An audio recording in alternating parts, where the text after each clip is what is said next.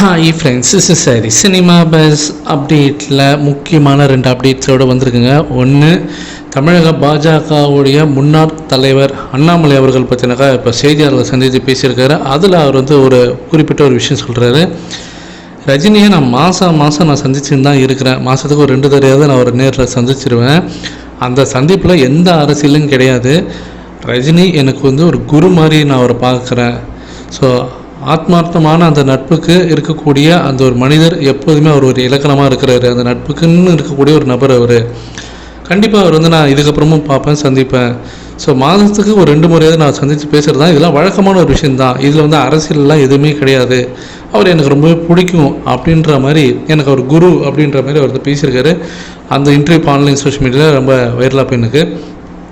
அடுத்தது, Jailer second பார்ட்டோடைய shooting நேற்று இரவு கூட ரஜினி சார் அவருடைய ஷூட்டிங்கை முடிச்சுட்டு ஹோட்டலுக்கு போகும்போது அங்கே மக்கள் கூட்டியிருந்தாங்க. அந்த கரகோஷம் எழுப்பியிருந்த அந்த வீடியோலாம் ஆன்லைன் சோஷியல் மீடியாவில் ரொம்ப வைரலாக போயிருக்கு. அங்கே ஷூட்டிங் ஸ்பாட்டில் ரஜினி சாரை நேரில் சந்தித்து ஃபோட்டோ எடுத்துக்கிட்டு கூடிய முக்கியமான நபர்களுடைய அந்த ஃபோட்டோ புகைப்படங்கள்லாம் பார்த்தீங்கன்னா இப்போ ஆன்லைன் சோஷியல் மீடியாவில் வைரலாக போயிருக்கு.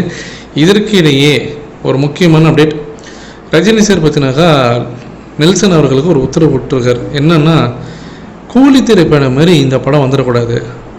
அவர் என்ன சொல்கிறாருன்னா, இந்த படம் ஏ சர்டிஃபிகேட் வாங்கிடக்கூடாது, வயலன்ஸை கம்மி பண்ணுங்கள். ஏன்னா இப்போ சென்சார் போர்டு ரொம்பவே ஸ்ட்ரிக்ட் ஆகிட்டாங்க. அதுவும் இப்போ லாஸ்ட் ஒரு 1 இயராக பார்த்தீங்கன்னா ரொம்ப ஸ்ட்ரிக்ட் ஆகிட்டாங்க. ஸோ சின்ன விஷயத்தை கூட அவங்க ரொம்ப நோட் பண்ணுறாங்களாம். ஸோ அதனால் இப்போ கூட பாருங்கள், பவன் கல்யாணோட படம் ஓஜி ரிலீஸ் ஆகுது, அதுக்கு ஏ சர்டிஃபிகேட் கொடுத்துட்டாங்க. அதனால் வன்முறை காட்சியெல்லாம் லிமிட்டடாக இருந்தால் மட்டும்தான் யூஸ்லெஸ். கொஞ்சம் அதிகமானால் கூட அவங்க ஏ சர்டிஃபிகேட் கொடுத்துட்றாங்க. ஸோ அதனால் நம்ம ஜெயிலர் கண்டிப்பாக நம்ம யூஸ்லெஸ் தான் வாங்கணும், ஏன் வாங்கிடக்கூடாது அப்படின்றதுலாம் தெளிவாக இருக்கிறாங்க. அதுக்கேற்ற போல் காட்சிகளில் இருக்கக்கூடிய வன்முறையெல்லாம் கொஞ்சம் குறைச்சிங்க, அதுக்கேற்ற மாரி இது பண்ணிங்க அப்படின்ற மாரி அவர் ஒரு கைட்லைன்ஸ் மாரி கொடுத்துருக்காரு நெல்சன் அவர்களுக்கு. நெல்சனும் கண்டிப்பாக அந்த கூலி படத்துக்கு ஏ சர்டிஃபிகேட் கிடைத்தது கண்டிப்பாக அவரும் நோட் பண்ணியிருப்பார்.